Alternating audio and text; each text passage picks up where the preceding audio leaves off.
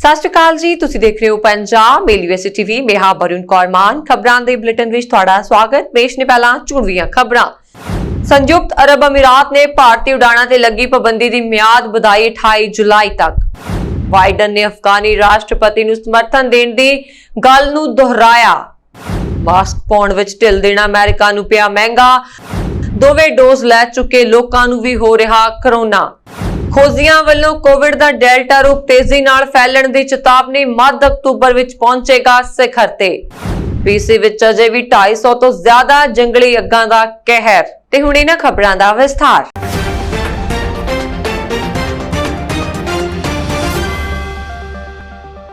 ਸੰਯੁਕਤ ਅਰਬ ਅਮੀਰਾਤ ਸਰਕਾਰ ਨੇ ਭਾਰਤ, ਬੰਗਲਾਦੇਸ਼, ਪਾਕਿਸਤਾਨ ਅਤੇ ਸ੍ਰੀਲੰਕਾ ਤੋਂ ਦੁਬਈ ਲਈ ਉਡਾਣਾਂ ਤੇ ਲੱਗੀ ਪਾਬੰਦੀ ਦੀ ਮਿਆਦ 28 ਜੁਲਾਈ ਤੱਕ ਵਧਾ ਦਿੱਤੀ। UAE 에ਅਰਲਾਈਨ ਨੇ ਸ਼ੁੱਕਰਵਾਰ ਨੂੰ ਜਾਰੀ ਐਡਵਾਈਜ਼ਰੀ ਵਿੱਚ ਕਿਹਾ ਕਿ ਪਿਛਲੇ 14 ਦਿਨਾਂ ਵਿੱਚ ਭਾਰਤ, ਪਾਕਿਸਤਾਨ, ਬੰਗਲਾਦੇਸ਼ ਅਤੇ ਸ੍ਰੀਲੰਕਾ ਦੀ ਯਾਤਰਾ ਕਰਨ ਵਾਲੇ ਯਾਤਰੀਆਂ ਨੂੰ UAE ਦੀ ਯਾਤਰਾ ਦੀ ਆਗਿਆ ਨਹੀਂ ਦਿੱਤੀ ਜਾਏਗੀ। ਉਹਨਾਂ ਨੇ ਕਿਹਾ ਕਿ UAE ਦੇ ਨਾਗਰਿਕਾਂ, ਗੋਲਡਨ ਵੀਜ਼ਾ ਧਾਰਕਾਂ ਅਤੇ ਰਾਜਨੀਤਿਕ ਮਿਸ਼ਨ ਦੇ ਮੈਂਬਰਾਂ ਨੂੰ ਇਸ ਕੋਵਿਡ ਪ੍ਰੋਟੋਕਾਲ ਤੋਂ ਛੋਟ ਦਿੱਤੀ ਗਈ ਹੈ। ਅਮਰੀਕੀ ਰਾਸ਼ਟਰਪਤੀ ਜੋ ਬਾਈਡਨ ਨੇ ਆਪਣੇ ਅਫਗਾਨੀ ਹਮਰੁਤਬਾ ਅਸ਼ਰਫ ਗਨੀ ਨਾਲ ਫੋਨ ਤੇ ਗੱਲਬਾਤ ਕਰਦਿਆਂ ਇੱਕ ਵਾਰ ਫਿਰ ਕਾਬੁਲ ਵਿੱਚ ਵਧੀਆਂ ਅੱਤਵਾਦੀ ਗਤੀਵਿਧੀਆਂ ਨਾਲ ਨਜਿੱਠਣ ਲਈ ਅਫਗਾਨ ਸਰਕਾਰ ਨੂੰ ਸਮਰਥਨ ਦੇਣ ਦੀ ਗੱਲ ਦੁਹਰਾਈ। ਇਸ ਦੇ ਦੌਰਾਨ ਵਾਈਟ ਹਾਊਸ ਦੀ ਪ੍ਰੈਸ ਸਕੱਤਰ ਜੇਨ ਪਸਾਕੀ ਨੇ ਸ਼ੁੱਕਰਵਾਰ ਨੂੰ ਪੱਤਰਕਾਰ ਮਿਲਣੀ ਦੌਰਾਨ ਕਿਹਾ ਕਿ ਅਸੀਂ ਅਫਗਾਨ ਅਤੇ ਤਾਲਿਬਾਨ ਦੇ ਸਿਆਸੀ ਆਗੂਆਂ ਵਿਚਾਲੇ ਸਮਝੌਤੇ ਸੰਬੰਧੀ ਚੱਲ ਰਹੀ ਗੱਲਬਾਤ ਦਾ ਸਮਰਥਨ ਕਰਦੇ ਹਾਂ। ਉਧਰ ਅਫਗਾਨੀ ਹਵਾਈ ਸੈਨਾ ਵੱਲੋਂ ਤਾਲਿਬਾਨ ਦੇ ਕਬਜ਼ੇ ਹੇਠ ਸੂਬਿਆਂ ਵਿੱਚ ਕੀਤੇ ਗਏ ਹਵਾਈ ਹਮਲਿਆਂ ਵਿੱਚ 33 ਤਾਲਿਬਾਨ ਅੱਤਵਾਦੀ ਮਾਰੇ ਗਏ ਹਨ ਅਤੇ 17 ਜ਼ਖਮੀ ਹੋਏ ਹਨ। ਅਮਰੀਕਾ ਦੇ ਰੋਗ ਕੰਟਰੋਲ ਅਤੇ ਰੋਕਥਾਮ ਕੇਂਦਰ ਵੱਲੋਂ 2 ਮਹੀਨੇ ਪਹਿਲਾਂ ਅਮਰੀਕਾ ਵਾਸੀਆਂ ਲਈ ਇੱਕ ਰਾਹਤ ਭਰਿਆ ਐਲਾਨ ਕੀਤਾ ਗਿਆ। ਜਿਨ੍ਹਾਂ ਲੋਕਾਂ ਨੂੰ ਕੋਰੋਨਾ ਵੈਕਸੀਨ ਦੇ 2 ਡੋਜ਼ ਲੱਗ ਚੁੱਕੇ ਨੇ ਉਹਨਾਂ ਲਈ ਮਾਸਕ ਪਾਉਣਾ ਲਾਜ਼ਮੀ ਨਹੀਂ, ਪਰ ਇਹ ਖੁਸ਼ੀ ਜ਼ਿਆਦਾ ਦੇਰ ਲਈ ਨਹੀਂ ਸੀ। ਹਾਲ ਹੀ ਵਿੱਚ ਲਾਸ ਐਂਜਲਸ ਅਤੇ ਨਿਊਯਾਰਕ ਵਿੱਚ ਜਿਸ ਤਰ੍ਹਾਂ ਨਾਲ ਕੋਰੋਨਾ ਇਨਫੈਕਸ਼ਨ ਦੇ ਮਰੀਜ਼ ਵਧੇ ਹਨ, ਉਸ ਨੂੰ ਦੇਖਦੇ ਹੋਏ ਅਮਰੀਕਾ ਵਿੱਚ ਇੱਕ ਵਾਰ ਫਿਰ ਮਾਸਕ ਪਾਉਣਾ ਜ਼ਰੂਰੀ ਹੋ ਗਿਆ। ਅਮਰੀਕਾ ਨੇ ਕਦਮ ਕੁਝ ਸੂਬਿਆਂ ਵਿੱਚ ਡੈਲਟਾ ਵੇਰੀਐਂਟ ਅਤੇ ਕੋਰੋਨਾ ਵੈਕਸੀਨ ਦੇ 2 ਡੋਜ਼ ਲੈਣ ਵਾਲੇ ਲੋਕਾਂ ਦੇ ਦੁਬਾਰਾ ਕੋਰੋਨਾ ਪੋਜ਼ਿਟਿਵ ਪਾਏ ਜਾਣ ਤੇ ਚੁੱਕਿਆ। ਸਿਹਤ ਮਾਹਿਰਾਂ ਮੁਤਾਬਕ ਕੋਈ ਵੀ ਟੀਕਾ ਪਰਫੈਕਟ ਨਹੀਂ, ਜਿਸ ਦਾ ਅਰਥ ਇਹ ਹੈ ਕਿ ਪੂਰਨ ਤੌਰ ਤੇ ਵੈਕਸੀਨੇਸ਼ਨ ਕਰਵਾ ਚੁੱਕੇ ਲੋਕ ਵੀ ਕਦੇ-ਕਦੇ ਇਨਫੈਕਟਡ ਹੋ ਜਾਂਦੇ ਨੇ।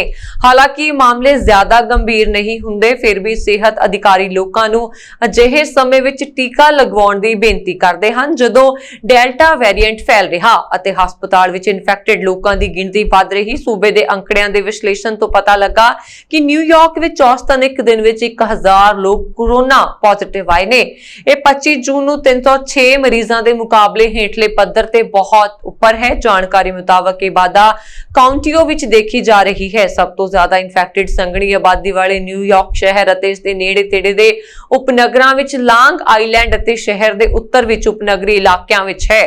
ਜੁਲਾਈ ਦੇ ਜ਼ਿਆਦਾਤਰ ਦਿਨਾਂ ਵਿੱਚ ਪਹਾੜੀ ਇਲਾਕਿਆਂ ਵਿੱਚ ਲਗਭਗ 350 ਲੋਕਾਂ ਦੇ ਹਸਪਤਾਲ ਵਿੱਚ ਭਰਤੀ ਹੋਣ ਦੇ ਸੰਕੇਤ ਮਿਲੇ। ਹਸਪਤਾਲਾਂ ਤੋਂ ਮਿਲੀ ਜਾਣਕਾਰੀ ਮੁਤਾਬਕ 12 ਜੁਲਾਈ ਤੱਕ 22% ਮਰੀਜ਼ ਜ਼ਿਆਦਾ ਭਰਤੀ ਹੋਏ ਅਤੇ ਭਰਤੀ ਕੀਤੇ ਗਏ 349 ਮਰੀਜ਼ਾਂ ਵਿੱਚੋਂ ਇਕੱਲੇ 228 ਮਰੀਜ਼ ਸਿਰਫ ਨਿਊਯਾਰਕ ਸ਼ਹਿਰ ਤੋਂ ਨੇ, ਜੋ ਕਿ ਇੱਕ ਹਫ਼ਤਾ ਪਹਿਲਾਂ 165 ਤੋਂ 38% ਜ਼ਿਆਦਾ ਹੈ। ਨਿਊਯਾਰਕ ਦੇ ਸਿਹਤ ਵਿਭਾਗ ਦੇ ਬੁਲਾਰੇ ਅਬੀਗੈਲ ਬਾਰਕਰ ਨੇ ਮੀਡੀਆ ਨੂੰ ਦੱਸਿਆ ਕਿ ਸੂਬੇ ਵਿੱਚ 1.10 ਕਰੋੜ ਲੋਕ ਜਿਨ੍ਹਾਂ ਨੇ ਵੈਕਸੀਨੇਸ਼ਨ ਕਰਵਾਈ ਹੋਈ ਹੈ, ਵਿੱਚੋਂ 8700 ਲੋਕ ਕੋਰੋਨਾ ਪੋਜ਼ਿਟਿਵ ਪਾਏ ਗਏ। ਹਾਲਾਂਕਿ ਅਧਿਕਾਰੀਆਂ ਨੇ ਇਸ ਗੱਲ ਦਾ ਤੁਰੰਤ ਜਵਾਬ ਨਹੀਂ ਦਿੱਤਾ ਕਿ ਕੋਰੋਨਾ ਇਨਫੈਕਟਡ ਕਿੰਨੇ ਲੋਕਾਂ ਨੂੰ ਹਸਪਤਾਲ ਵਿੱਚ ਭਰਤੀ ਕਰਵਾਇਆ ਗਿਆ ਜਾਂ ਉਹਨਾਂ ਦੀ ਮੌਤ ਹੋ ਗਈ।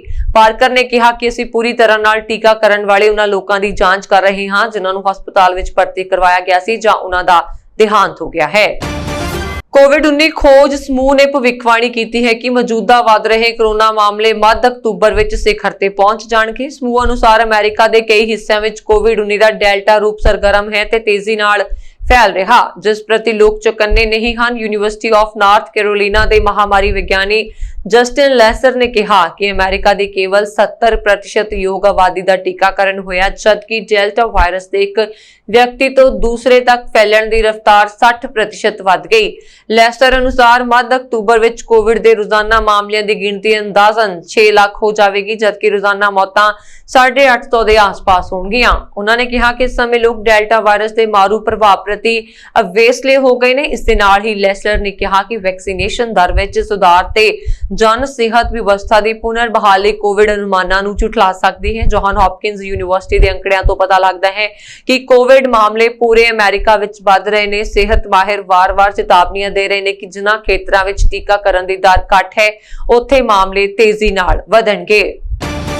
BC ਵਿੱਚ ਜੰਗਲੀ ਅੱਗਾਂ ਦਾ ਕਹਿਰ ਰੋਕਣ ਲਈ ਲਗਾਤਾਰ ਕੋਸ਼ਿਸ਼ਾਂ ਜਾਰੀ ਨੇ, ਪਰ ਫਿਰ ਵੀ ਸੂਬੇ ਵਿੱਚ 250 ਤੋਂ ਜ਼ਿਆਦਾ ਅੱਗਾਂ ਜਾਰੀ ਹਨ। BC ਵਾਈਲਡ ਫਾਇਰ ਸਰਵਿਸ ਅਨੁਸਾਰ ਕਾਮਸ ਦੇ ਇਲਾਕੇ ਵਿੱਚ ਲੱਗੀ 10 ਵਰਗ ਕਿਲੋਮੀਟਰ ਦੀ ਅੱਗ ਤੇ ਕਾਬੂ ਪਾਉਣ ਲਈ ਯਤਨ ਕੀਤੇ ਜਾ ਰਹੇ ਨੇ। ਮੰਗਲਵਾਰ ਨੂੰ ਸ਼ੁਰੂ ਹੋਈ ਇਹ ਅੱਗ ਅਜੇ ਵੀ ਬੇਕਾਬੂ ਹੈ ਅਤੇ ਇਸ ਸੂਬੇ ਵਿੱਚ ਜਾਰੀ ਖਤਰਨਾਕ 39 ਅੱਗਾਂ ਵਿੱਚੋਂ ਇੱਕ ਹੈ। ਕੈਮਲੂਪਸ ਇਲਾਕੇ ਵਿੱਚ 9 ਵਰਗ ਕਿਲੋਮੀਟਰ ਵਿੱਚ ਅੱਗ ਲੱਗੀ ਹੋਈ ਹੈ। ਸਲੋਕੈਨ ਰਿਵਰ ਕੋਲ ਸਥਿਤ 200 ਪ੍ਰਾਪਰਟੀਆਂ ਲਈ ਜਾਰੀ ਇਨਵੈਕੂਏਸ਼ਨ ਆਰਡਰ ਨੂੰ ਹਟਾ ਕੇ ਹੁਣ ਇਵੈਕੂਏਸ਼ਨ ਅਲਰਟ ਵਿੱਚ ਤਬਦੀਲ ਕਰ ਦਿੱਤਾ ਗਿਆ।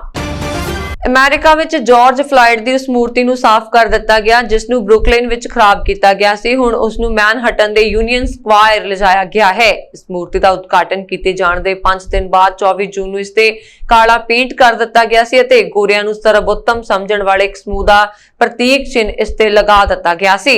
ਇਸ ਮੂਰਤੀ ਨੂੰ ਸਥਾਪਿਤ ਕਰਨ ਵਾਲੇ ਸਮੂਹ ਦੇ ਮੈਂਬਰਾਂ ਨੇ ਇਸ ਨੂੰ ਸਾਫ਼ ਕੀਤਾ ਤੇ ਫਲਾਇਡ ਦੇ ਭਰਾ ਟੇਰੇਸ ਫਲਾਇਡ ਅਤੇ ਸਥਾਨਕ ਵਸਨੀਕ ਇਸ ਨੂੰ ਯੂਨੀਅਨ ਸਕੁਆਇਰ ਲਿਜਾਣ ਤੋਂ ਪਹਿਲਾਂ ਇਸ ਦੇ ਨੇੜੇ ਇਕੱਠੇ ਹੋਏ। ਟੇਰੇਸ ਫਲਾਇਡ ਨੇ ਕਿਹਾ, ਮੈਂ ਇਸ ਨੂੰ ਖਰਾਬ ਕੀਤੇ ਜਾਣ ਦੀਆਂ ਖਬਰਾਂ ਸੁਣੀਆਂ। ਤੁਸੀਂ ਸਾਨੂੰ ਰੋਕਣ ਦੀ ਕੋਸ਼ਿਸ਼ ਕਰੋਗੇ ਪਰ ਤੁਸੀਂ ਸਾਨੂੰ ਰੋਕ ਨਹੀਂ ਪਾਓਗੇ। ਅਸੀਂ ਪਿਆਰ ਨਾਲ ਅੱਗੇ ਵਧਦੇ ਰਹਾਂਗੇ। ਇਸ ਮੂਰਤੀ ਨੂੰ ਬਣਾਉਣ ਵਾਲੇ ਸਮੂਹ ਕਾਨਫਰੰਟ ਆਰਟ ਦੇ ਐਂਡਰਿਊ ਫਿਹੋਨ ਨੇ ਕਿਹਾ ਕਿ ਲੋਕਾਂ ਨੇ ਘੰਟਿਆਂ ਤੱਕ ਟੁੱਥਬ੍ਰਸ਼ ਅਤੇ ਹੱਥਾਂ ਨਾਲ ਇਸ ਪਿੰਡ ਨੂੰ ਸਾਫ਼ ਕਰ ਦਿੱਤਾ। ਇਸ ਵਿੱਚ ਹਾਲੇ ਕਿਸੇ ਨੂੰ ਗ੍ਰਿਫਤਾਰ ਨਹੀਂ ਕੀਤਾ ਗਿਆ। ਗੌਰਤਲਬ ਹੈ ਕਿ ਗੈਰ ਗੋਰੇ ਜਾਰਜ ਫਲਾਇਡ ਦੀ ਗਰਦਨ ਗੋਰੇ ਪੁਲਿਸ ਅਧਿਕਾਰੀ ਨੇ ਆਪਣੇ ਗੋਡੇ ਨਾਲ ਕਾਫੀ ਦੇਰ ਤੱਕ ਦਬਾਈ ਸੀ ਜਿਸ ਮਗਰੋਂ ਉਸ ਦੀ ਮੌਤ ਹੋ ਗਈ ਸੀ। ਇਸ ਘਟਨਾ ਦੇ ਬਾਅਦ ਦੁਨੀਆ ਭਰ ਵਿੱਚ ਵਿਆਪਕ ਪੱਧਰ ਤੇ ਪ੍ਰਦਰਸ਼ਨ ਹੋਏ ਸਨ।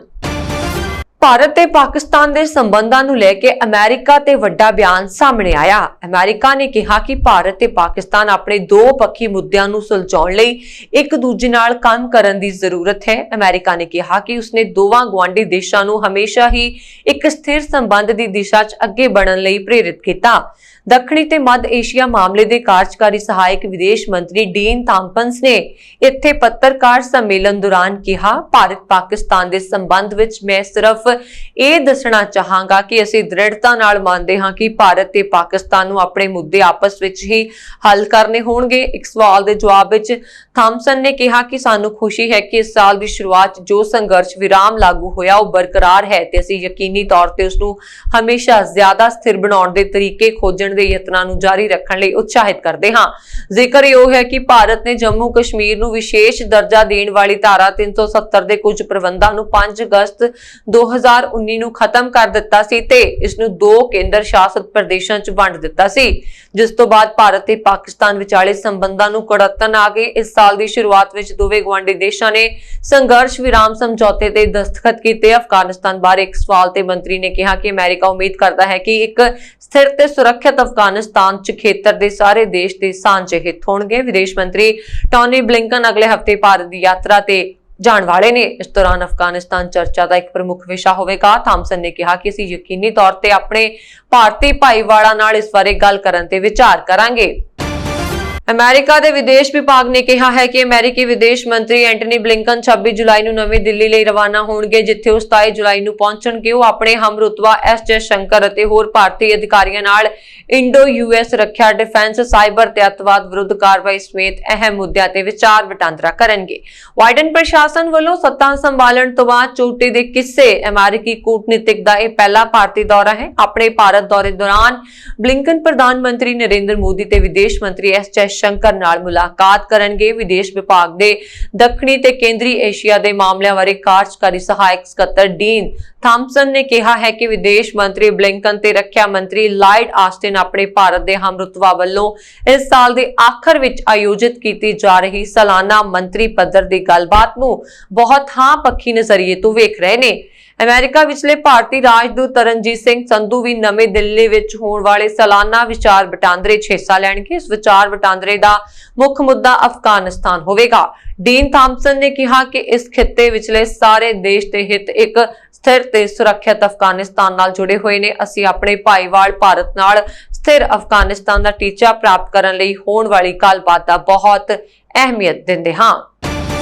ਅਮਰੀਕਾ ਨੇ ਕਿਹਾ ਹੈ ਕਿ ਇਹ ਲੋਕ ਜਥੇਬੰਦੀਆਂ ਸੱਤਾ ਦੇ ਆਲੋਚਕਾਂ ਤੇ ਪੱਤਰਕਾਰਾਂ ਖਿਲਾਫ ਗੈਰ ਕਾਨੂੰਨੀ ਢੰਗ ਨਾਲ ਜਾਸੂਸੀ ਤਕਨੀਕ ਦੀ ਵਰਤੋਂ ਦੇ ਖਿਲਾਫ ਹੈ। ਹਾਲਾਂਕਿ ਅਮਰੀਕਾ ਨੇ ਇਹ ਸਪਸ਼ਟ ਕੀਤਾ ਹੈ ਕਿ ਇਸ ਨੂੰ ਭਾਰਤ ਵਿੱਚ ਚੱਲ ਰਹੇ ਪੈਗਾਸਸ ਵਿਵਾਦ ਸੰਬੰਧੀ ਕੋਈ ਖਾਸ ਡੂੰਘੀ ਜਾਣਕਾਰੀ ਨਹੀਂ। ਭਾਰਤ ਸਮੇਤ ਕਈ ਮੁਲਕਾਂ 'ਚ ਨੇਤਾਵਾਂ, ਪੱਤਰਕਾਰਾਂ, ਮਨੁੱਖੀ ਅਧਿਕਾਰ ਕਾਰਕੁਨਾਂ ਤੇ ਹੋਰਨਾਂ ਲੋਕਾਂ ਦੀ ਕਥਿਤ ਜਾਸੂਸੀ ਲਈ ਪੈਗਾਸ ਸੌਫਟਵੇਅਰ ਦੀ ਵਰਤੋਂ ਨਾਲ ਨਿਜਤਾ ਨਾਲ ਸੰਬੰਧਿਤ ਮੁੱਦੇ ਨੂੰ ਲੈ ਕੇ ਚਿੰਤਾ ਵਧੀ।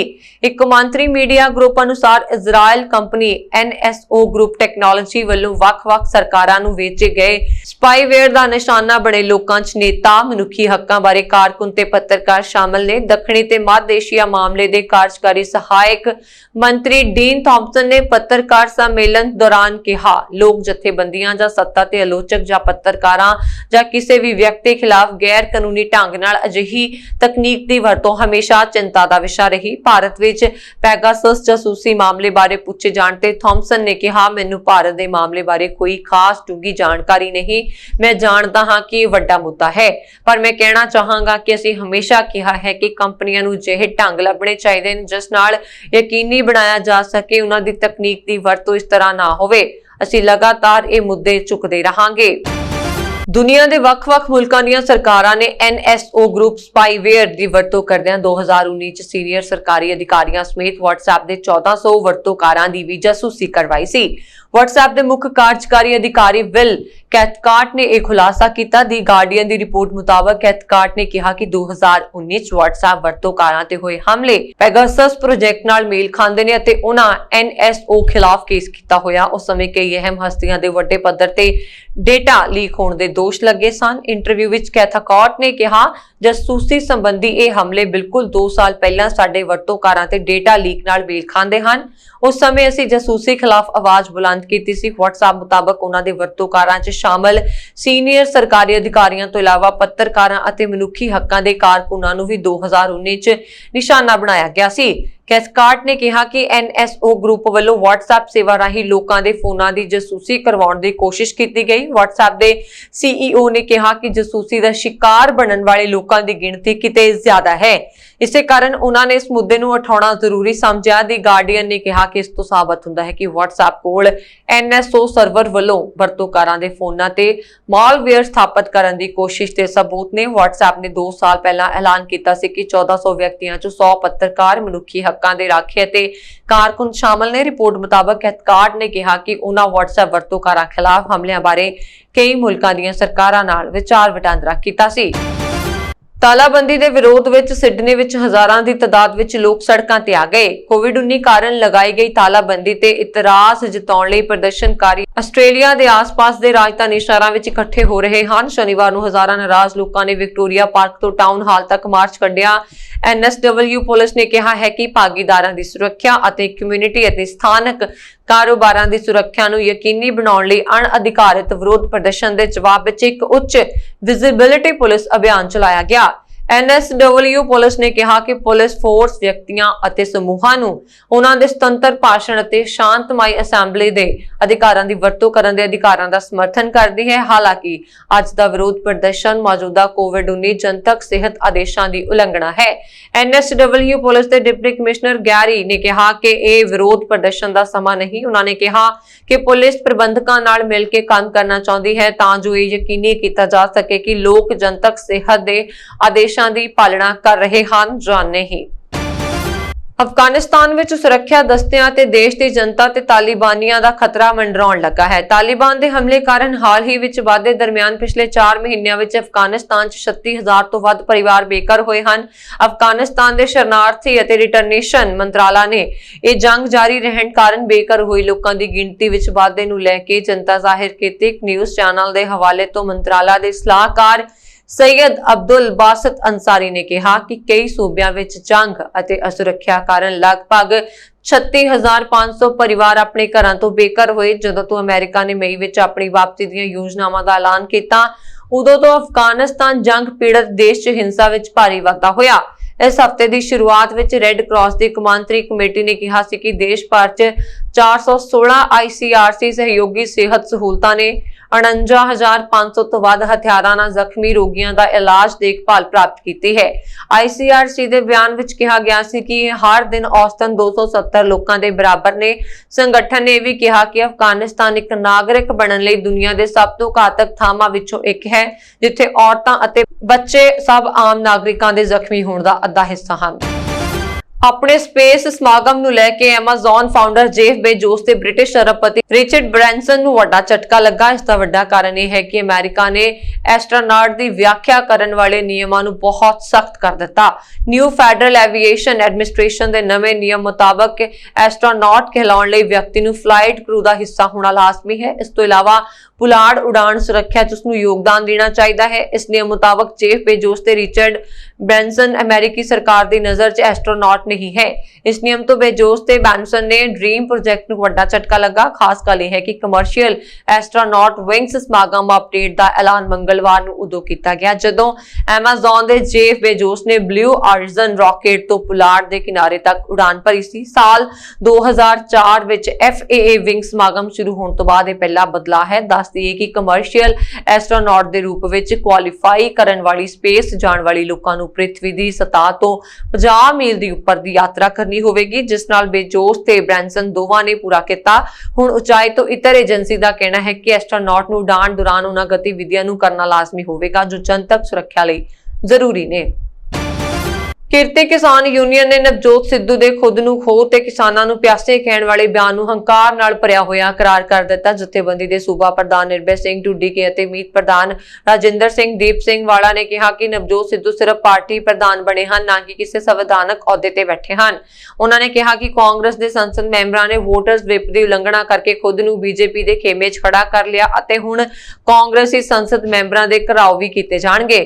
किसान आगुआं ने कहा कि नवजोत सिद्धू की प्रधानगी की हवा बना के कांग्रेस ते प्रशांत किशोर लोगों को मूर्ख बनाना चाहते हैं। उन्होंने कहा कि किसानों के कर्जे मुआफ करन, घर घर नौकरी और 4 हफ्तियां च पंजाब चों नशा खत्म करन दा वादा कैप्टन ने कीता सी अते अहुदा सुनील जाखड़ तो खोया गया है।